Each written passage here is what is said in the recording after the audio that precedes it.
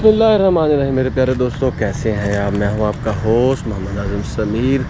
दोस्तों, आज जो कंट्री मैं आप लोगों के लिए लेकर आया हूं वो है जी मैक्सिको। इसका कैपिटल है जी मैक्सिको सिटी और इसके बॉर्डर में है जी अमेरिका और ग्वाटेमाला और बिलाइस।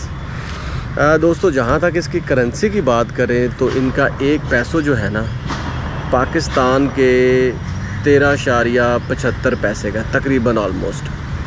दूसरी बात यह है दोस्तों कि ये जो मैक्सिको है ना, ये बड़े एतबार से बहुत इंपॉर्टेंट कंट्री है क्योंकि इसकी अमेरिका के साथ कुछ अनबन है और मैक्सिको की जो दीवार है वो पूरी दुनिया में मशहूर है।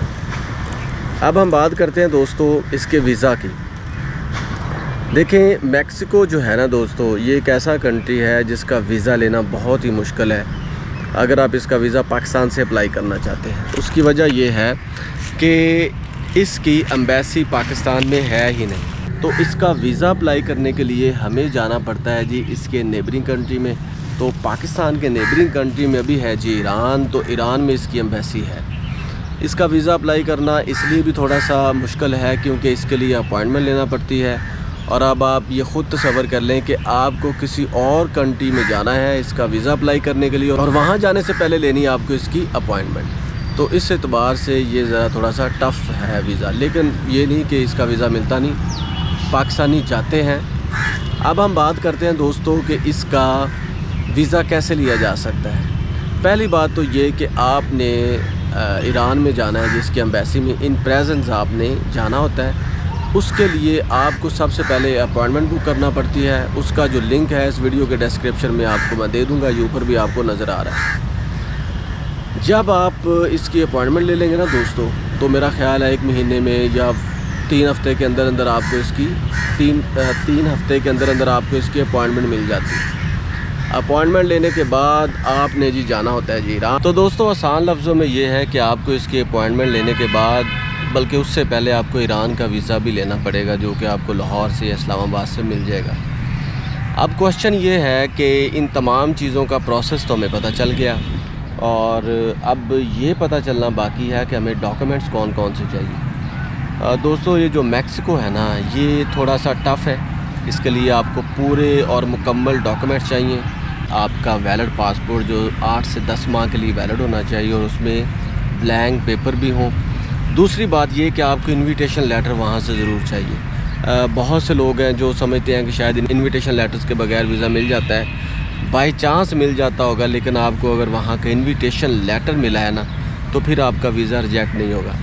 तीसरा जो इम्पोर्टेंट डॉक्यूमेंट वो ये है कि आपने जी अपनी बैंक स्टेटमेंट 20-25 लाख की बनानी है। इसके अलावा आपने जी आपका पुलिस करैक्टर सर्टिफिकेट, उसके अलावा अगर आप जॉब करते हैं तो उसके लीव और प्लस आपकी सैलरी स्लिप्स, और अगर आप बिज़नेस करते हैं तो TNT और उसको कवर करने के लिए एक लेटर।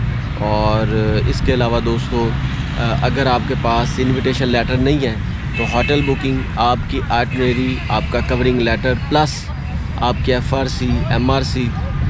और अगर ये आपको अगर आप अपने फैमिली मेंबर्स को मिलने जा रहे हैं या फैमिली मेम्बर भी आपके साथ है तब आपके MRC या FRC चाहिए होगी।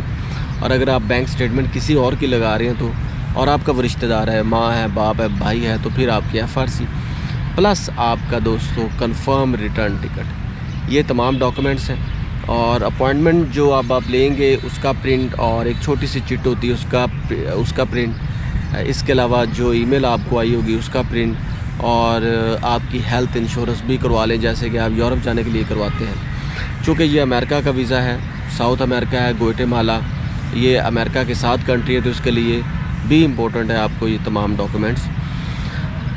इन तमाम चीज़ों से भी बढ़ के दोस्तों ये है कि आपकी वहाँ पे ईरान में मौजूदगी।